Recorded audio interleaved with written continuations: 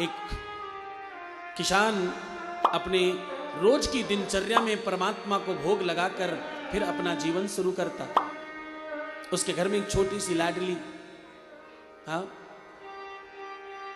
वो रोज भोग लगाता। वो समझती कि पापा पिताजी मेरे बाबुल रोज भोग लगाते हैं फिर खाते हैं। एक दिन उनको कहीं बाहर जाना था और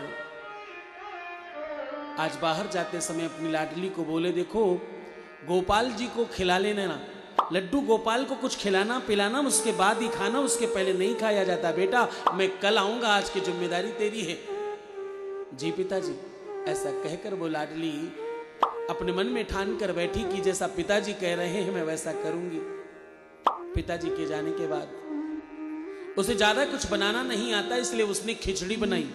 बड़ी सामान्यतः बन जाने वाला व्यंजन है ये, और उसमें खूब सारा घी डाला और गोपाल जी के सामने जाकर रख दिया।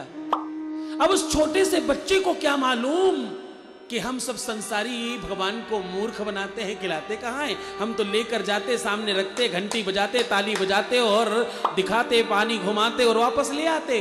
उसे नहीं मालूम, उसे तो मालूम कि पिताजी ने कहा है खिलाकर खाना। वो सामने जाकर रख दिया, गोपाल जी खाओ तो फिर मैं खाने जाऊं। बार बार मंदिर का पट बंद करती, बार बार पर्दा लगाती, बार बार घंटी बजाती, बार बार जल चेंज करके परिवर्तित करके रखती और कहती गोपाल जी खाओ तो मैं खाने जाऊं, और खूब विनती करती।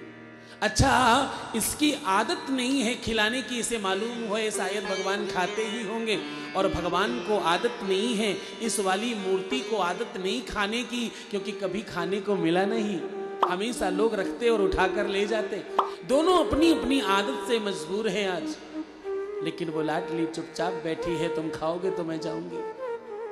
अंत में कहती थोड़ा घी कम है, मुझे लगता है, थोड़ा घी गरम करके लेकर आई, फिर डाला। बोले अब तो खा लो। हाँ, और बिल्कुल सत्य घटना है।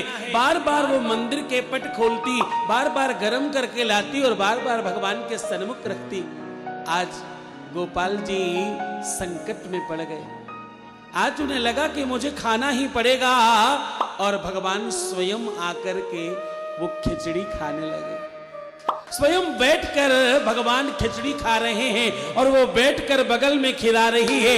इतने में पीछे से बाबुल आए, इनके पिताजी आए, और सामने अपनी बेटी को, कृष्ण को खिचड़ी खिलाते हुए देखकर सबसे पहले अपनी बेटी के चरणों में गिर पड़े।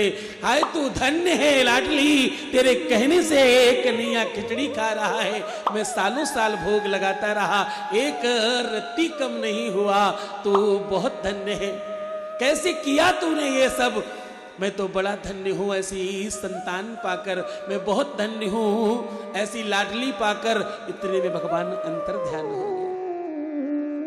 वो बोली मैंने क्या किया बाबा, तुम रोज खिलाते हो, मैंने तो एक ही दिन खिलाया है। अरे बोले मैं रोज खिलाता कहां, मैं तो रखता था, तूने तो सच में खिला दिया है। जैसे अभी थोड़े दिन पहले नासिक में कथा हुई, छोटा सा बच्चा कहता सच्ची मुच्ची के शंकर जी आए थे, वैसे वो कहती सच्ची मुच्ची के भगवान जी आए थे खाना खाने।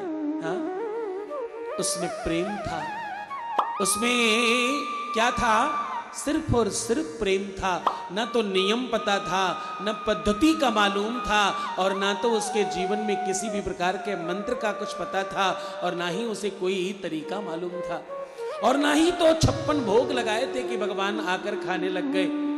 भगवान तो सिर्फ इसलिए आ गए कि वो प्रेम के वशीभूत होकर उस लाडली की सच्चाई में इतना ज्यादा बल था, उसके आंखों में इतना नूर था, और वो इस कदर देख रही थी आंखों में कि मानो सत्य में भगवान को भगवान समझ कर खिला रही हो।